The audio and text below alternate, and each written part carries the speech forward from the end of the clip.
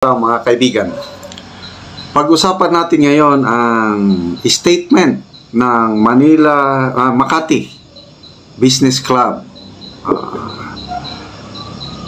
Mayroon silang manifesto, statement. Makati Business Club Statement on the 2025 National Budget. May mga kini-question sila na isiningit, dagdag bawas sa budget.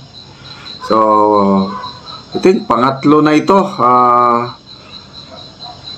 Noong December 22, mayroong UP alumni manifesto against in opposition to the 2025 budget. And then may nauna yung pinirmahan ng mga retired generals.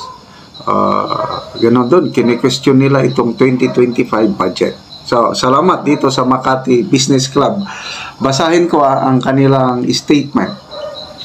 28 December 2024. The Makati Business Club calls for a more transparent and accountable process in finalizing the General Appropriations Act, known as the National Budget, particularly in the actions and discussions of the Bicameral Committee. So, yan.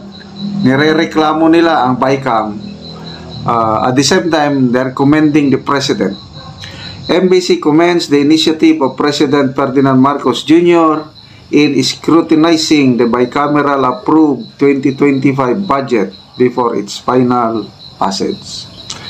We are alarmed by some of the adjustments made by the BICAM Committee to the 2025 GAA. In the bicameral approved version of the 25 GAA, DPWH was given 1.1 trillion budget, higher than the Department of Education, which will be receiving 737 billion. This is equivalent to a net increase of almost 289 billion. Putting the DPWH budget higher than the DepEd's may violate the constitutional rule which mandates that the highest budgetary priority should be for education. Okay? So very clear. Ito, may computation ng mga kongresista na mas mataas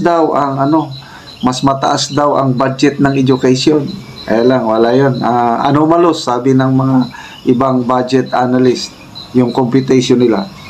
Next, Congress received a budget increase of 19 billion. There is no sufficient explanation on the need and or justification for this budgetary adjustment. Grabe, ano? Sila ang nag-approve, ang in-increasean nila ang kanilang mga sarili. Ay, ano nga naman, medyo questionable. So, salamat sa Makati Business Club. Next, neither is there any explanation or justification for the 26 billion allotment for the ayuda para sa kapos sa kita program. Ayan na, AKAP. Apparently a financial assistance subsidy to near poor families. There is no information on how this will be implemented and conditions required for receiving the assistance. We note that the Senate also has previously questioned the funds for the program. Ito, very clear ha. Makati Business Club nagreklamo na tungkol sa AKAP. While funds are allotted for assistance to the poor, it is not explained why the 2025 GAA removed the 74.43 billion subsidy for PhilHealth, a key agency being the state health insurer. Okay? So, ito yung number one na reklamo, pinakamatinding reklamo itong pag-zero subsidy sa PhilHealth. According to March 2024 Ulat ng Bayan survey by Pulse Asia, the top 3 concerns of Filipinos are controlling inflation, increasing pay of workers, fighting graft and corruption in the government. These are clear indicators of what should be the government's priority. Therefore, the 2025 budget should focus addressing supply-side inflation, improving infrastructure, addressing workforce skills gap, and driving government efficiency and transparency to attract more job-creating investments.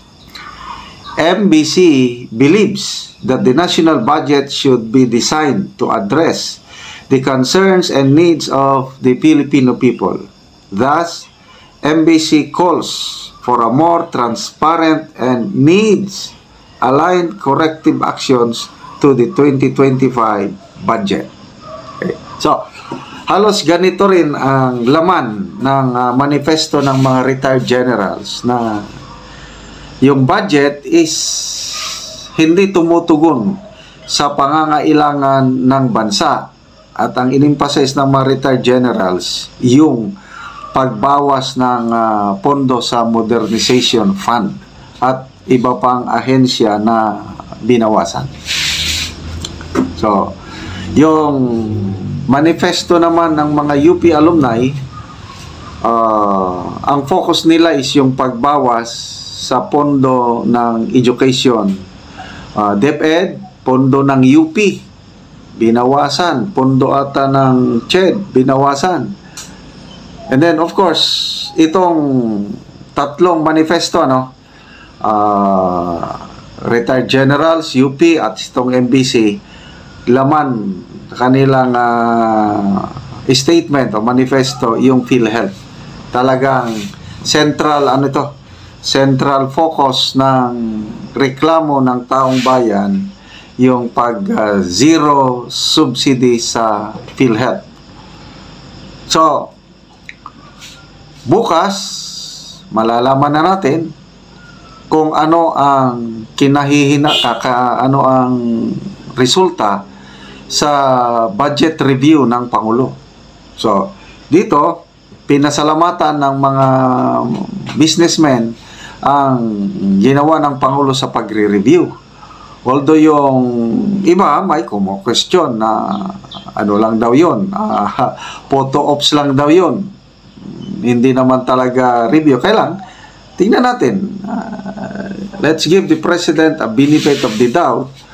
Ang inaabangan natin dyan, ang inaabangan ko yung AKAP dito, sinentro ng Makati Business Club ang AKAP. Bakit na-approve ang AKAP na ang Senado, version ng Senado is winala nila? Bakit pagdating sa BICAM, biglang na-approve ang AKAP? Tapos, hindi malinaw ang guidelines. Sino-sino ba talaga yung near poor? Near poor. So, sa dami ng kumo-question sa AKAP, ayun na, nagpapaliwanag na ang mga mambabatas na kailangan daw ang AKAP because ayuda is justice. Yun, nabasa ko lang ito na post. I hope galing ito kay Speaker Martin Romualdez na sabi niya, ayuda is not charity, ayuda is justice. So, ano yung justice? To me, ang ayuda na justice, yung for peace. Kasi, talagang talagang ang daming mga pobreng mga kababayan natin na kailangan ng ayuda, kaya na-institutionalize yung for peace. So yun, binibigyan natin, it's justice for the poor kung tulungan mo yung talagang nangangailangan. But for AKAP, ayan, questionable. Kasi maraming nagsasabi na ginagamit ito para sa eleksyon. Si Professor Cielo Magno ang palaging nagsasabi na campaign funds ito ng mga politiko. Ngayon, next year, election na, yun. Ginagamit na ang AKAP para hindi naman, sino ba yan? Crisette Laureta Chu, yung nag-post na ang nakatanggap ng AKAP, naka-brace ang ngipin. Brace. Mahal kaya ang pagpalagay ng brace. Tapos, naka-iPhone. Tapos, nagbibiyahe sa abroad. So, yun ang mga question sa AKAP. So, let's pray na sana ibeto ng Pangulo yung AKAP at iba pang mga hindi kailangan at sana ma-restore yung budget na talagang tugma sa pangangailangan ng sambayanang Pilipino.